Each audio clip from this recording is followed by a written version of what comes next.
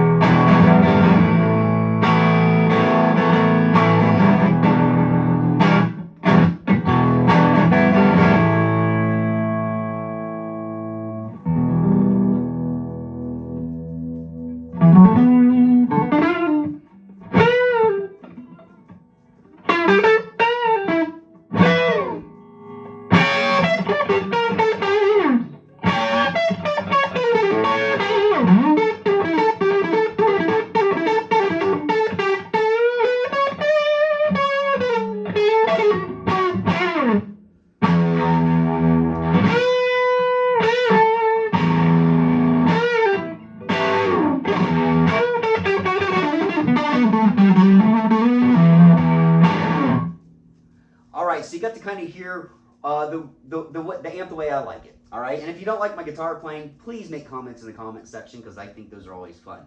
I'm pretty rusty right now, so I would probably not be shocked if I get roasted pretty hard.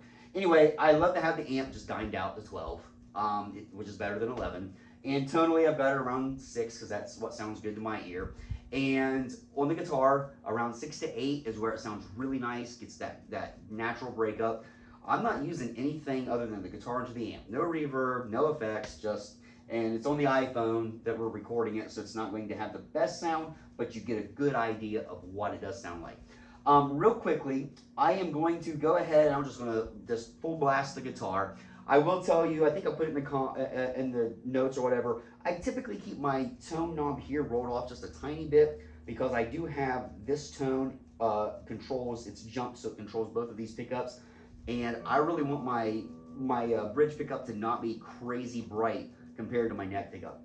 So the other thing I will tell you is I like to play a lot of similar things whenever I'm doing a demo because I want you to be able to hear the differences, not just in what I'm doing here necessarily, but in the guitar, the way that the amps are set up and all that. So really quickly, before I switch over to my 335, I'm gonna go ahead and just play this full blast on the neck for a little bit, and then I'm gonna play full blast on the bridge pickup. But again, the bridge pickup will just have a tiny bit of my tones rolled back just around 8 or so. So here's full blast with the Strat neck pickup.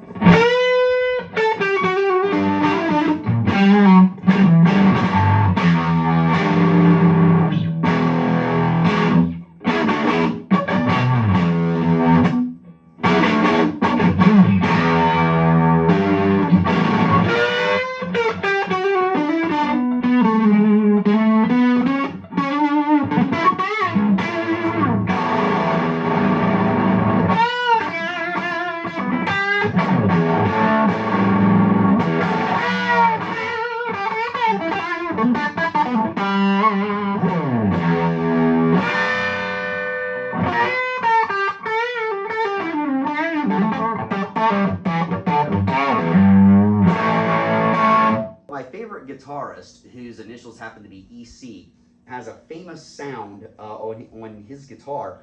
And if you take this amp full blast, put your Strat, depending on how hot your pickup is, somewhere around 6 to 8, and then roll your tone back, you can get this. That's all I'm going to play of that stuff, but that,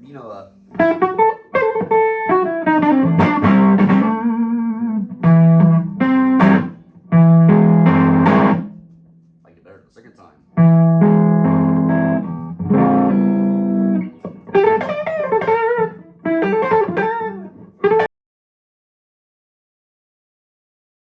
So anyway, you can get just about anything that you want out of this. as far as that bluesy and kind of country tunes go. I haven't played country music in a long time, but I would guess somewhere around, again, you know, your pickup around 60 or 70%, and then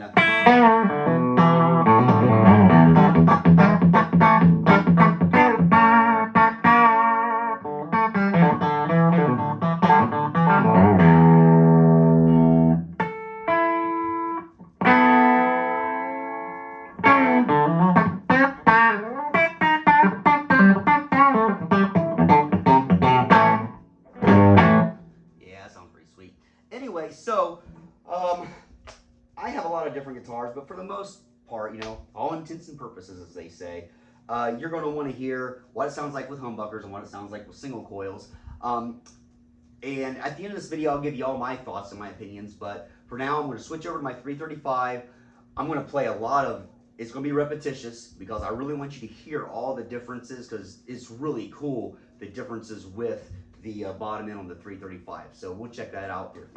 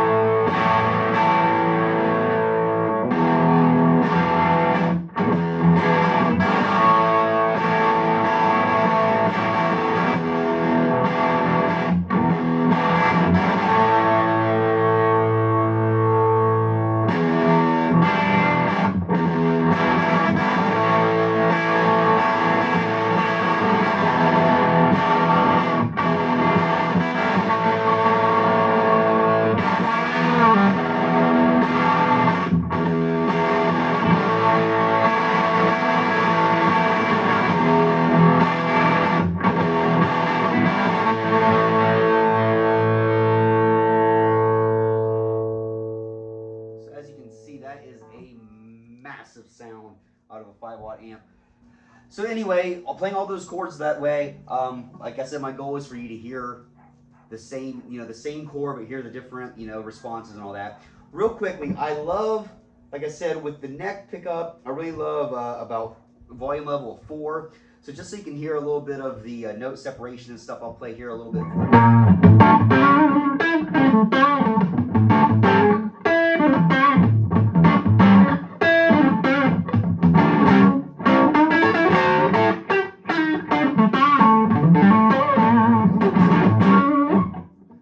Anyway, and then I was just goofing off with this thing.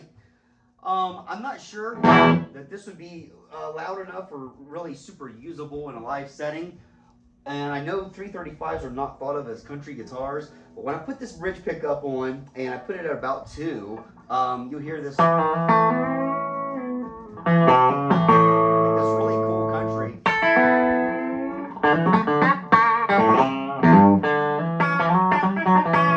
So that'd be pretty cool, especially in a recording recording situation, if you wanted to have like that real fat humbucker sound, but get that country twang in there together, that'd be pretty cool too. The last thing I'll show you with the 335, as I said, 335 is not my comfort zone, but this guitar is so great, I just love it.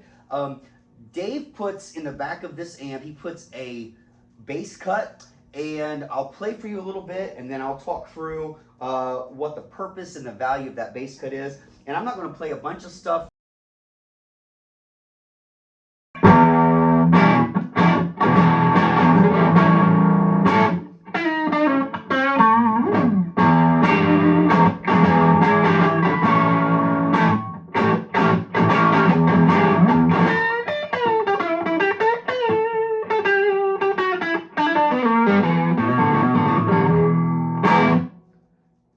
So as you can hear, it just takes a little bit of the bass end out.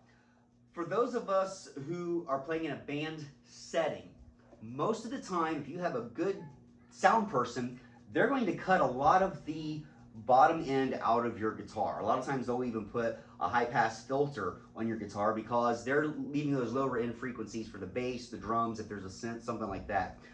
If you're playing in a setting where you're just out busking or you're just showing off for your buddies, go ahead and leave that bottom end in there. Let it be nice and gritty. Let it be nice and full.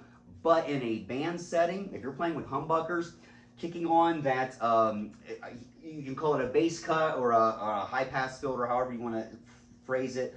Dave phrases it as a bass cut, and he's the one that built the amp, so we'll call it a bass cut. But if you use that with the humbuckers, it really actually helps you cut through a little more clearly, and then some of the you're going to lose a little bit of the microphonic flub, I guess, for lack of a better word.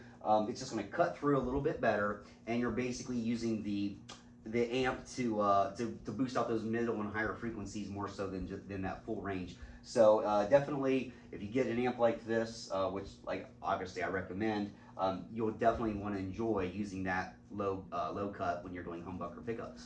All right, guys, I'm going to give you my final thoughts on the amp. The reason I put this at the end is because guitar players can get really chatty about gear. So first thing, Dave and I have been messaging back and forth a lot about the amp and about sound in general. From the humidity in the room, to the way you approach vibrato, to your pickups, to your picking technique, to the amp, the tubes, the capacitors, the gaps. There are so many things that can change your tone and control your tone. At some point, the word good is really subjective. Bottom line is, start searching for the sound that you want, get the sound that you want, and then go from there. A lot of times people spend way too much time on guitar forums, gear forums. They spend way too much time talking about things rather than doing things. So work toward finding the sound for you. If you're thinking about buying an amp, think about what you need.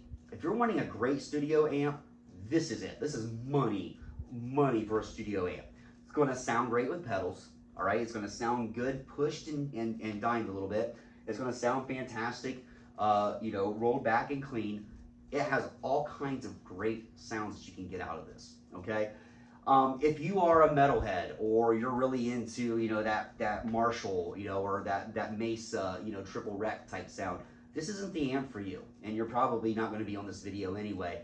This is the amp for the guitar slingers and for those cats that want to have a nice fat sound. And it responds to them. My ear is not the most discriminating ear, but I can tell you right now, I can hear the compression on this amp. It sounds fantastic. I was able, I don't know if I mentioned it earlier or not, but I was able to hear a little microphonic E, and I was surprised that I could hear that. The thing that's really cool about that is Dave had told me, he's like, yeah, there's a little bit of microphonic, I don't know what word he used exactly, but it's not pleasant. He said, so I'm going to send you a different tube, but I want you to go ahead and get the amp in your hands. So I appreciate that. I didn't think I would hear it because like I said, my ear's not the most discriminating, but I did hear it a little bit. But again, even with that, it sounds really good. In a small club, this amp's going to be fine on its own. It's very loud.